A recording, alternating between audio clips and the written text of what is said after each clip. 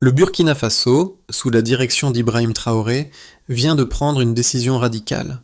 Stopper toutes les importations de machines agricoles étrangères. Ce geste, qu'on pourrait qualifier de défi, est en réalité une promesse d'autonomie.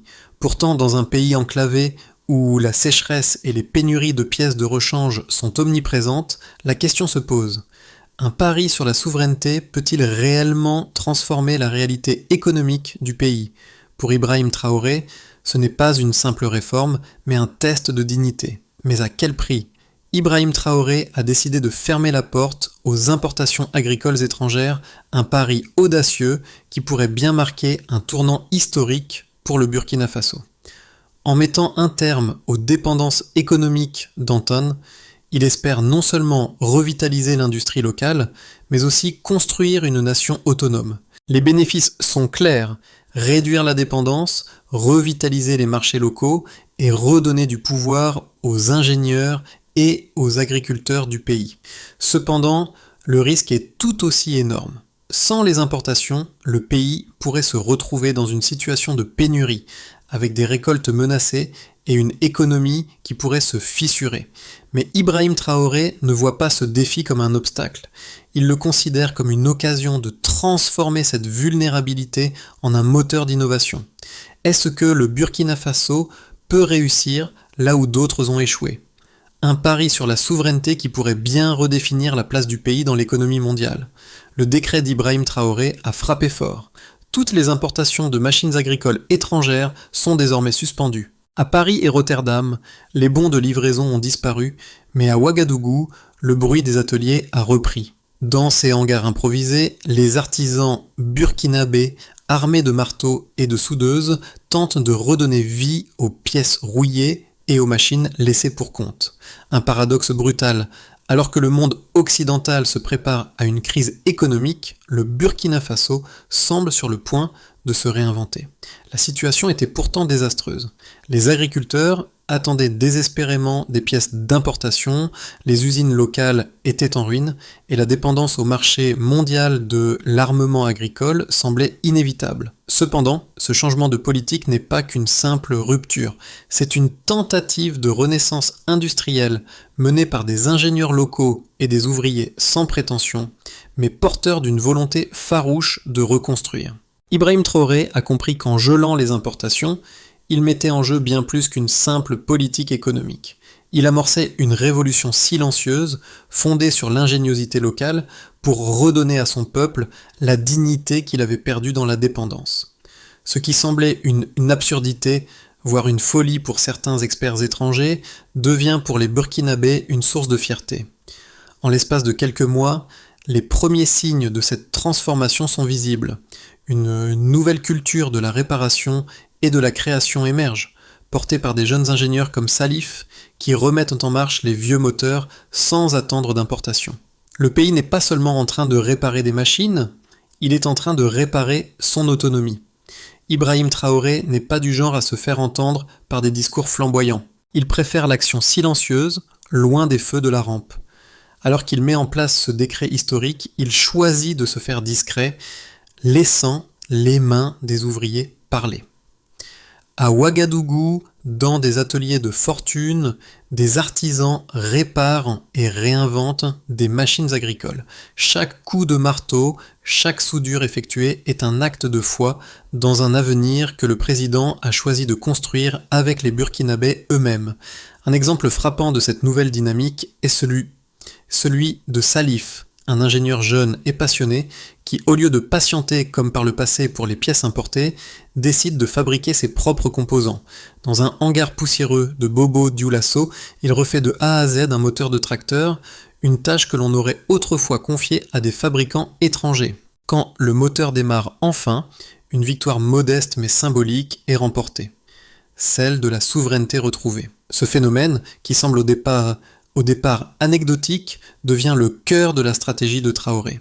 Loin des critiques extérieures, où les analystes évoquent une catastrophe imminente, une autre réalité prend forme sur le terrain. Les techniciens, les agriculteurs et les jeunes ingénieurs redécouvrent une forme d'autonomie, aussi fragile que précieuse. Mais comment ce renversement du modèle économique peut-il durer sans soutien extérieur? Le pari d'Ibrahim Traoré sur la résilience du peuple burkinabé semble risqué, mais la volonté de se libérer des chaînes de la dépendance reste intacte. Le changement amorcé par Ibrahim Traoré a été brutal et immédiat. Dès l'annonce du décret interdisant l'importation de machines agricoles étrangères, le pays tout entier a été plongé dans l'incertitude. À Ouagadougou, les entrepôts de pièces détachées se sont vidés, les marchés se sont retrouvés démunis, et les fermiers ont vu leurs machines cesser de fonctionner. Dans un premier temps, les analystes internationaux ont prédit un effondrement économique rapide. Mais 2 semaines après le décret, un paradoxe inattendu se dessine. Au lieu de s'effondrer, les ateliers locaux connaissent une explosion d'activité. Les forgerons, soudeurs et mécaniciens réparent, renforcent et modifient les équipements agricoles avec des pièces fabriquées sur place. C'est un tournant. Là où le pays s'était habitué à attendre les importations, il se trouve désormais face à une opportunité de se réinventer. Les financements publics, qui étaient auparavant alloués aux importations, sont redirigés vers les coopératives locales et les petites entreprises. Dans les villages, des jeunes techniciens, qui étaient autrefois prêts à quitter leurs terres pour aller chercher un travail ailleurs, se retrouvent à réparer des tracteurs, à renforcer des moteurs, à fabriquer des outils agricoles locaux.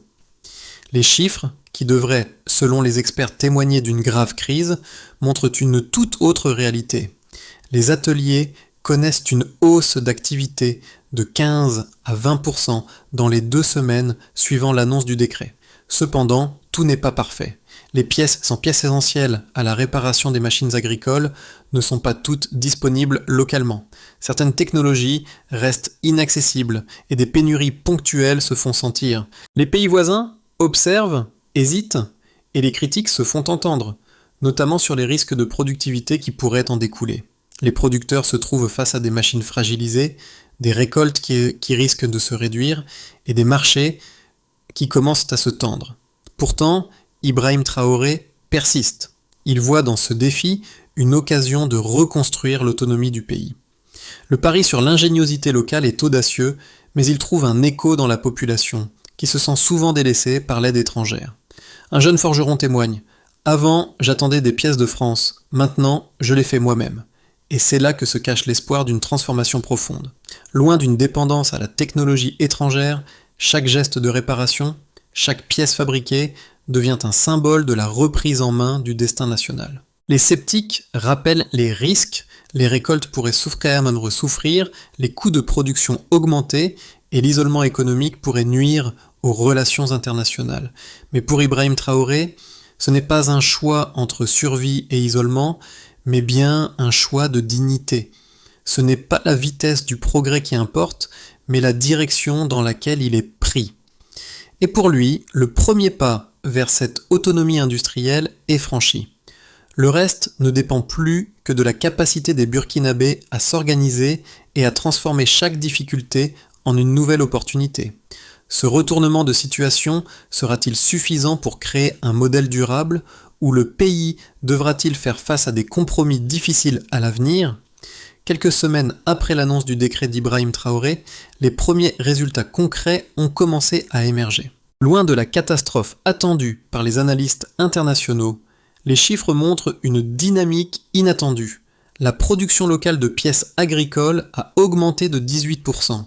Et le nombre d'ateliers de réparation a doublé dans les zones rurales. Ces données indiquent clairement un changement dans les habitudes économiques du pays, avec des investissements directs dans l'industrie locale, alimentés par des fonds publics redirigés. Les artisans, les techniciens et même les fermiers, jusque-là dépendants des importations, se retrouvent à réparer, recycler et recréer ce que la politique d'importation avait paralysé. Un autre chiffre significatif est l'augmentation du taux de réparabilité des équipements agricoles. Avant le décret, un tracteur en panne pouvait rester immobilisé pendant plusieurs mois en attendant des pièces importées. Aujourd'hui, la moyenne est réduite à seulement 5 jours grâce aux ateliers locaux qui fabriquent des pièces sur mesure. Ce gain en efficacité est particulièrement important dans un pays comme le Burkina Faso, où l'agriculture est la pierre angulaire de l'économie. Ces réparations rapides permettent non seulement d'éviter des pertes de récolte, mais aussi de maintenir une certaine stabilité dans les prix des produits agricoles. Ainsi, les fermiers, qui auparavant étaient à la merci des importations lentes et coûteuses, peuvent maintenant compter sur un système plus réactif et durable. Les chiffres sur l'emploi révèlent aussi un impact positif. Le secteur de la mécanique et des réparations a créé plus de 25 000 nouveaux emplois en moins de 6 mois. Ce chiffre, bien qu'encore modeste, est révélateur de la manière dont la politique d'autonomie industrielle a alimenté une nouvelle forme de croissance basée sur des compétences locales plutôt que sur des dépendances étrangères. Ces emplois, souvent dans des ateliers de réparation ou des coopératives agricoles, sont non seulement une bouffée d'oxygène pour une économie longtemps marquée par la pauvreté, mais ils participent à une évolution sociétale plus profonde. Les jeunes, qui fuyaient autrefois vers les villes ou à l'étranger, reviennent dans leur village, attirés par des perspectives de travail et d'innovation.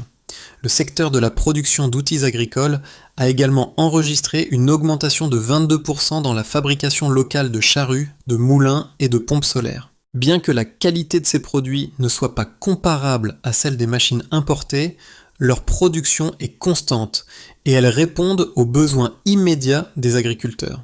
Ce chiffre marque le début d'une nouvelle filière industrielle, encore fragile mais pleine de potentiel. Ces résultats quantitatifs ne se limitent pas aux seuls chiffres économiques. Ils témoignent aussi d'une transformation mentale. L'idée même d'autonomie devient tangible pour une population qui a longtemps vécu dans l'attente de l'aide extérieure. Les Burkinabés ne se contentent plus de rêver d'une indépendance économique. Ils en constatent les effets concrets dans leurs ateliers, dans leurs champs et dans leur vie quotidienne. Mais ces progrès peuvent-ils résister à l'épreuve du temps ? La véritable question reste celle de la durabilité de ce modèle d'autonomie. Dans l'analyse de la politique industrielle d'Ibrahim Traoré, deux arguments se distinguent.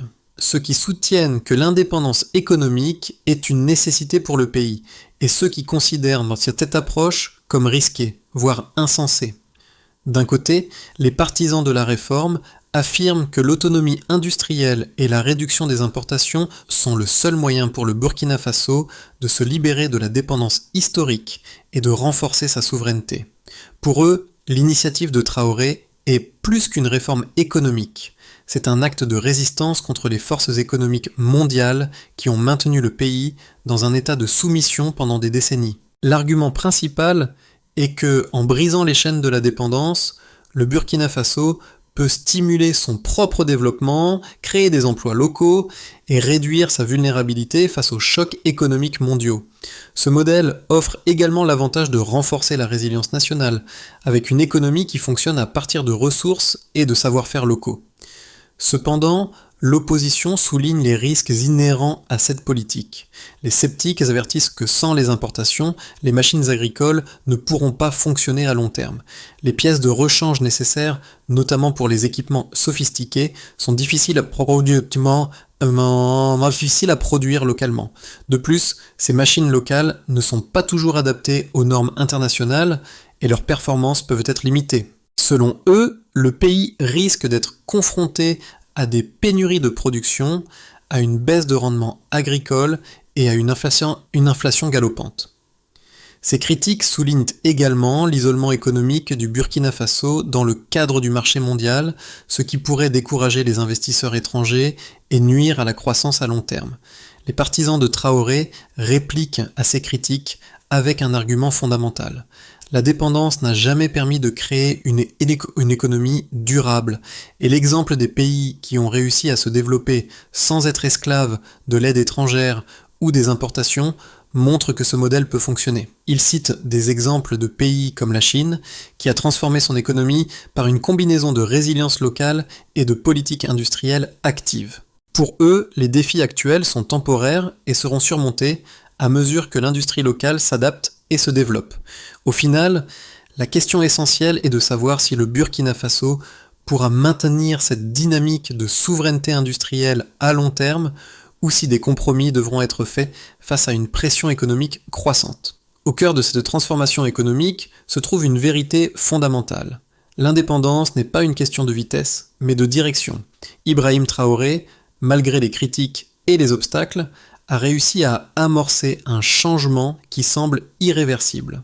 En fermant la porte aux importations, il a non seulement bousculé l'économie burkinabé, mais il a aussi rétabli un sentiment de fierté et d'autonomie au sein de la population. Les résultats sont tangibles. Les ateliers locaux ont vu leur activité augmenter et des milliers d'emplois ont été créés.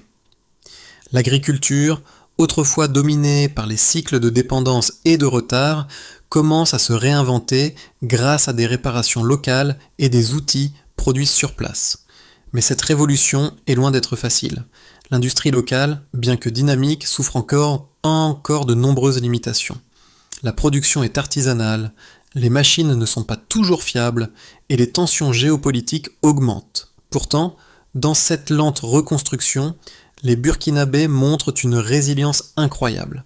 Chaque atelier ouvert, chaque moteur réparé, chaque pièce fabriquée devient une manifestation d'espoir. Ce mouvement pourrait-il se transformer en un modèle économique pour toute la région du Sahel ? Ou est-ce simplement un pari risqué qui pourrait échouer sous la pression de l'extérieur ?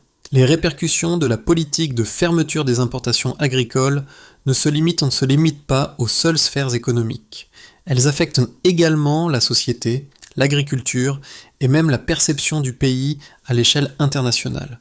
Les premiers résultats montrent que si la production locale d'outils agricoles a connu un essor, les effets sur les différents groupes sociaux sont variés. Pour les agriculteurs, les conséquences sont mixtes.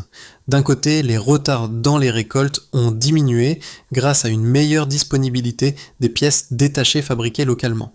Les tracteurs et autres machines agricoles, qui étaient souvent immobilisées pendant des mois en attendant des pièces importées, peuvent désormais être réparés rapidement. Un cultivateur de Kaya explique : « Avant, j'attendais des pièces venues de France. Maintenant, j'attends juste le lever du soleil pour recommencer à travailler. » Mais la production reste encore limitée, et certains exploitants agricoles se retrouvent confrontés à des machines qui ne sont pas aussi robustes que celles qu'ils avaient l'habitude d'importer. Pourtant, la priorité est désormais mise sur l'indépendance et la durabilité à long terme. Pour les entrepreneurs et les ateliers locaux, l'impact est plus évident. L'économie rurale se redresse, avec plus de 25 000 emplois créés dans les secteurs de la réparation et de la fabrication d'outils agricoles. Ces nouvelles opportunités professionnelles permettent à des jeunes, autrefois poussés à fuir la campagne pour chercher du travail ailleurs, de rester sur place et de contribuer à l'économie locale. La production d'outils comme des charrues et des moulins a considérablement augmenté, bien qu'elle ne soit pas encore assez industrialisée pour rivaliser avec les grandes machines importées. Cependant, les entrepreneurs locaux, motivés par la nécessité et soutenus par les subventions gouvernementales, font preuve de créativité pour surmonter ces défis. Les femmes, souvent marginalisées dans les secteurs industriels, connaissent un changement de rôle marquant. À Bobo-Dioulasso, des femmes mécaniciennes, formées dans les écoles techniques ouvertes par le gouvernement, dirigent désormais des équipes dans les ateliers de réparation. Leur travail est non seulement vital pour l'économie locale, mais il symbolise également un changement dans les mentalités. Ces femmes sont devenues des figures emblématiques d'une nouvelle génération, prête à prendre son destin en main. Enfin, à l'échelle régionale, l'impact de cette politique commence à se faire sentir au-delà des frontières du Burkina Faso. Des pays voisins comme le Mali et le Niger observent de près cette expérience. Les médias locaux rapportent des initiatives similaires inspirées par le modèle burkinabé. Bien que les relations diplomatiques avec l'Occident se tendent, la coopération sud-sud prend de l'ampleur.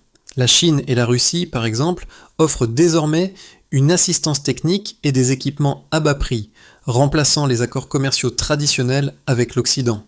Le modèle burkinabé pourrait-il inspirer une nouvelle voie pour l'Afrique, une voie d'autonomie industrielle partagée, où ce pari sur l'indépendance risque-t-il de se transformer en un échec cuisant, rongé par l'isolement et la pression extérieure ? Au cours des 6 à 12 prochains mois, le Burkina Faso pourrait voir plusieurs scénarios se dessiner en fonction de la manière dont son économie réagira à cette politique audacieuse d'autonomie industrielle. Voici 3 perspectives possibles pour l'avenir du pays. Scénario de base. Consolidation lente mais régulière. Dans cette version, la politique de Traoré poursuit son développement à un rythme modéré mais stable. La production locale d'outils agricoles et de pièces détachées continue de croître, mais à un rythme maîtrisé. Les ateliers locaux deviennent de plus en plus compétents et efficaces, mais l'industrie reste encore principalement artisanale. Les fermiers bénéficient de la réparabilité rapide des machines agricoles, ce qui améliore les rendements agricoles de manière progressive. Cependant, le pays reste dépendant de quelques importations stratégiques, notamment pour des pièces électroniques complexes ou des composants difficiles à reproduire localement. L'économie burkinabé croît lentement, avec un taux d'emploi rural qui augmente progressivement de 3 à 5%. Le gouvernement pourrait également décider de reprendre une partie des importations, principalement pour les technologies critiques, mais de manière mesurée et ciblée. Cette approche permet de maintenir la stabilité tout en évitant les risques d'effondrement. Ce scénario offre une croissance modeste mais durable. Scénario optimiste, contagion régionale et coopération sud-sud. Dans le scénario optimiste, la dynamique burkinabé inspire d'autres pays du Sahel, notamment le Mali et le Niger, à adopter des politiques similaires. L'idée d'une coopération sud-sud se renforce, avec des échanges technologiques croissants entre les pays africains. Les économies du Sahel se connectent autour d'un réseau de production locale, utilisant des plans de moteurs open source chinois, des conseils techniques russes et des pièces locales. Les investissements africains soutiennent la filière mécanique locale et les projets d'infrastructures régionales comme des réseaux de distribution de pièces et de technologies agricoles se multiplient. Le Burkina Faso voit alors une augmentation significative de sa production locale de machines et d'outils avec une croissance économique pouvant atteindre de 6 à 8%. Ce scénario permet au pays non seulement d'atteindre une autonomie plus complète, mais aussi de devenir un modèle de développement économique pour d'autres nations africaines. L'agriculture connaît une amélioration substantielle grâce à la production locale, et les marchés régionaux se stabilisent, attirant de nouveaux investisseurs africains. Scénario pessimiste, pression extérieure et isolement économique. Dans le scénario pessimiste, les pressions internationales sur le Burkina Faso augmentent. Les créanciers occidentaux imposent des restrictions sur les prêts et les pièces stratégiques, comme les composants électroniques pour les machines agricoles, deviennent de plus en plus difficiles à obtenir. L'inflation augmente et les récoltes risquent de faiblir en raison de la fragilité des machines locales. Les relations diplomatiques avec les pays occidentaux se détériorent, ce qui pourrait affecter la coopération internationale dans d'autres secteurs économiques. Les banques régionales, bien qu'investissant dans les petites coopératives, pourraient être moins enclines à soutenir les projets plus risqués. En réponse à cette pression, Ibrahim Traoré pourrait être contraint de revoir sa politique, autorisant à nouveau certaines importations ou négociant avec l'Occident pour maintenir des relations économiques. Ce scénario serait marqué par des tensions internes et externes, avec un risque de ralentissement économique, voire de récession temporaire, mais sans retour complet à la dépendance. Le taux de croissance serait limité à 1 à 3%. Le futur du Burkina Faso dépendra de sa capacité à relever les défis tout en restant fidèle à sa vision d'autonomie. Ibrahim Traoré a décidé de remettre en cause l'ordre établi, un choix qui fait écho dans toute l'Afrique, notamment dans les régions du Sahel. Pour le peuple burkinabé, la politique qu'il a instaurée n'est pas simplement économique, elle est une question de dignité et d'autonomie retrouvée, mais cette démarche peut-elle inspirer d'autres pays du continent ? La révolution silencieuse du Burkina Faso pourrait-elle être le modèle pour un changement plus profond dans la façon dont les nations africaines abordent leur indépendance industrielle et économique ? Pour ceux qui se trouvent en dehors du Burkina Faso, l'histoire de cette réforme est une invitation à repenser la dépendance. En Occident, la réaction est partagée. Certains parlent de sabotage économique, d'autres de simple folie. Pourtant, pour les habitants des villages, la situation est bien différente. Des femmes chefs de projet, des jeunes ingénieurs, des fermiers qui réparent eux-mêmes leurs outils agricoles, tous montrent que cette autonomie ne se limite pas à un slogan, mais devient un véritable mode de vie. Le pays, malgré ses ressources limitées, prend sa destinée en main. Ce qui se passe au Burkina Faso pourrait bien marquer un tournant pour tout le continent. Si cette transformation tient, si les pièces de machines sont réparées localement et les récoltes maintenues, Alors peut-être que l'Afrique, dans son ensemble, peut se réinventer de manière similaire. Mais les défis sont nombreux. La route vers l'autonomie est semée d'embûches, et seule une cohésion nationale forte permettra de maintenir cet élan. Alors, que vous inspire cette histoire? Et si le Burkina Faso peut relever ce défi, que seriez-vous prêt à reconstruire, vous aussi, avec vos propres mains?